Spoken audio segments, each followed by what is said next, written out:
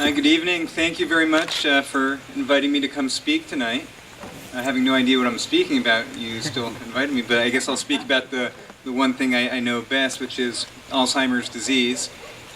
And I just want to say I'm very happy again to be here tonight and help support your organization. You're welcome. So I like to start any talk by defining dementia and defining Alzheimer's disease. Actually, before I do, let me just say a little word about where I work. I'm at the Banner Alzheimer's Institute. We're not an institute where people live. It's an outpatient dementia clinic. And it's an amazing place, by the way. Not only do we have, well, I hate to say good doctors, but there are very good doctors there.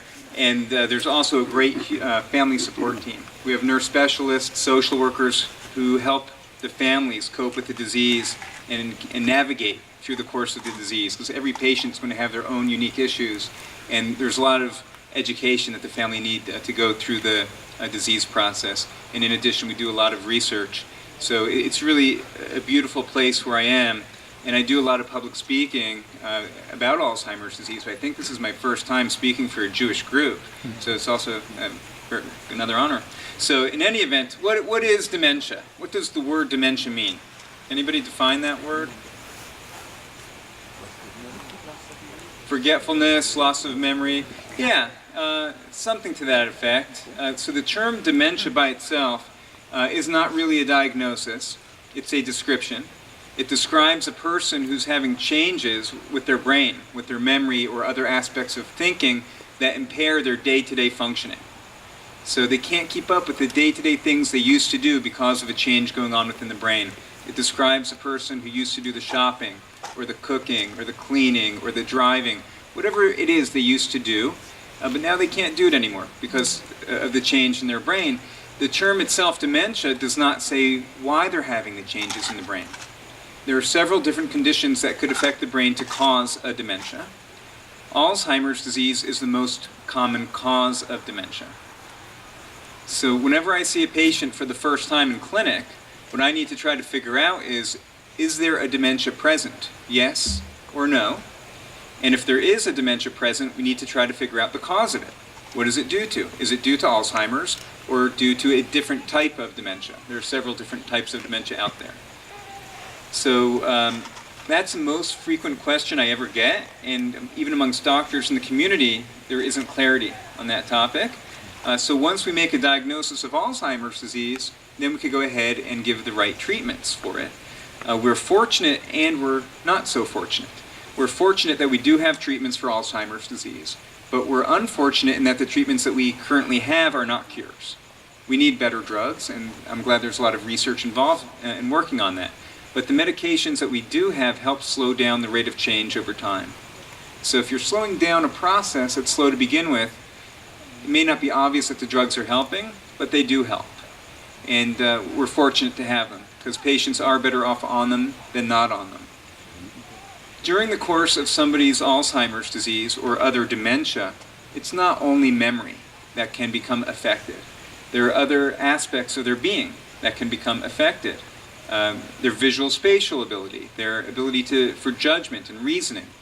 But also there are psychiatric problems that can emerge. People can get depressed. They can get irritable. They can have apathy, lack of motivation to do things that they used to do. They can even begin to have what's called psychosis, see things that aren't there, or believe things that aren't true. And we're fortunate that we do have medications available that can help treat any of those symptoms that come along. Some patients may be more challenging than others. In addition to the medications, though, there are other things that patients can do to help themselves, to help their brains. And I always recommend to be active. I recommend physical activity, social activity, and mental activity. Physical activity, within reason, makes sense. You know, if it's good for the heart, it's probably good for the brain, and maybe patients can't swim laps or anything, but if they go for a walk for 20, 30 minutes a day, or 10 minutes, or whatever it might be, it makes sense. The mental activity makes sense too. You use your brain, you exercise it, and you do your crossword puzzles or Sudoku. And nowadays with the tablets, there are all kinds of neat, fun things people could do to stimulate their brains. But there's also the social activity. And that's a little bit harder to comprehend because that's gearing towards the soul, the psyche. And being around people is very important. And for patients who have dementia, they tend to withdraw. It's sort of the natural course. They don't want to go out the way they used to. They want to stay at home. And many of these patients, or these people I should say, don't really have as many friends anymore because they've passed. Maybe their families are busy.